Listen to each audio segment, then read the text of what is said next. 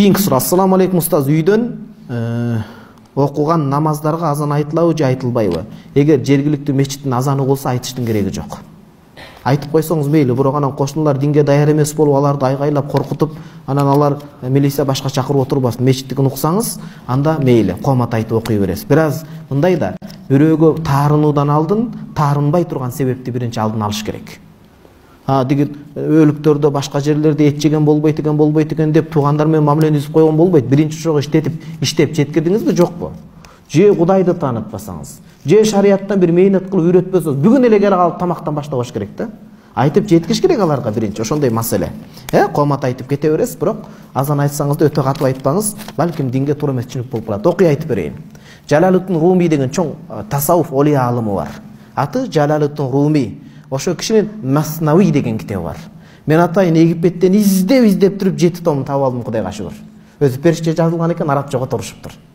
Ошондо мындай деп келет. Бул өтө ибрат, пайда ала турган окуя болот. Угуп алыңыздар. Китебинде 7-6 томунда жазат. Бир адам илим окубаса, көрөгөч болбосо, динге пайда эмес зыяны келип калат деген маселеде да бул. Айтып атпайбызбы?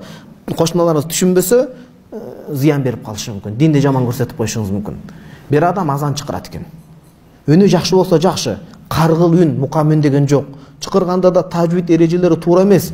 Каттуу казак туугандар айтмакчы, айгайлап, кыйкырып, бир качып келе тургандай, бир жаман кабар угуза тургандай азан айтат экен да. Анан жергиликтүү карап тажап, азан өзү жакшы, маселени туура түшүнүш керек. Бул туура эмес жеткирип атат да. Адамдар түнү уктай албай, уйкусу качып, жаш балдар коркуп ыйлап, врачтарга, молдорго дем салдырып, такыр заманасы курулуп кетиптир. Кандай кылабыз деп ар ойлонушуп, бер ойлонушуп, бир котулуштун жолун табыштыр. Ажыке дептир. Азанчын айтып атат, ажыке. Быйыл ажылык жөрөлгөсүнө барып бербейсизби? Биз өзүбүз сизге акча топтоп берели дептир. Кудуңдап сүйүнүп калыптыр жанагы киши. Анан кошун айылынан жок экен, коңшу алысыраак айылдан кошулуп, төө кербен заманы болгондо, кошулуп анан барыптыр. Ажылык илгери сапар төө менен сапар кезип чыгышкан, барып, анан ажылыкка жакын болгон бир жерге барып түнөп калыштыр. Түнөгөндө куфтан азан айтам деп жанагы киши чамылып калыптыр. Жандагылар да 1-2 жолдон азан үнүн угуп калганда кандай айтарын. Таксыр кой, ажыке коюңуз эме. Комат айта берели, биз капыр жергесинде жүрсөк Дарул Харп дейт. Зыян жетип калбасын. Азан айткан жакшы, бирок азан айтам, сүннөттү аткарам деп жаныбыздан шерт кетип калбайлы. Таксыр кичине мусулман адамда математика, баш деген иштеш керек, көрөгөч болуш керек деген экен.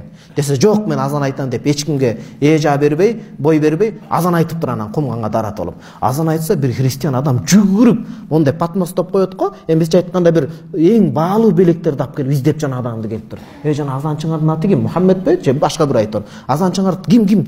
Ошого мен баалуу белектерди алып келдим. Гаухар таш, алтын, күмүш, ушундай бир тамактар. Анан жанагы адам азан айткан сизби? Сиз тура калып пешинесинен өптүр жана христиан адам. Поп.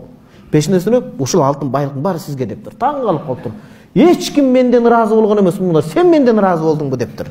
Ооба, мен сизден ыраазы болдум дептир. Эмнеге? Менин кызым пайгамбарыбыз саллаллаху алейхи вассаламдын китебин окуп, сыйру хадис, амелерди, Куранды окуп, исламга кирем деп эч бирибизге бой бербей калды эле.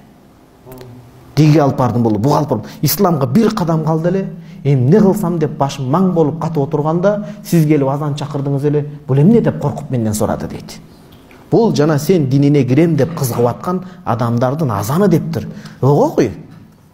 Мен динине кирейин деп аткан мусулмандардын азаны бул болсо кой тынч эле жүрөйүн өз динимде деп анан исламга болгон кызыгуусу бирөтөлө өчүп, соолуп, анан кайра диниме кайтып келди. Ошон үчүн сизге рахмат деп берген экен.